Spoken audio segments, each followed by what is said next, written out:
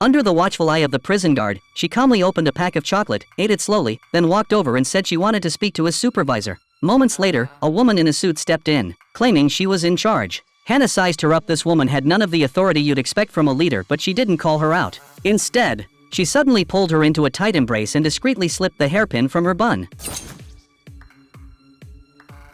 In one swift move, Hannah took down the guard, changed into the guard's uniform, and walked out in plain sight. But when she pushed open the back door, she froze. The prison was built in the middle of a desolate desert. After running for what felt like forever, she finally met a kind family who gave her a ride to the train station. She had no idea CIA agents were already waiting. She knocked one agent down in seconds, grabbed another as a shield, and jumped straight to the lower level. Sprinting without looking back, she timed it perfectly and leapt onto a moving train, finally shaking them off. Hannah eventually made it to the rendezvous point with her father, and the two were reunited at last. He introduced her to some of his former comrades, and with their help, they hid out in an abandoned high-rise on the outskirts of town. Now branded as international fugitives, they could no longer show their faces. That night, Hannah pressed her father for the truth. Who was she really? And why were CIA agents hunting them down? He hesitated, which only deepened her suspicion. The next evening, she pulled out the DNA report she had found in the prison. It showed anomalies, and under biological father, it read, unknown. With no way to dodge the question, he finally told her the truth. He wasn't her biological father.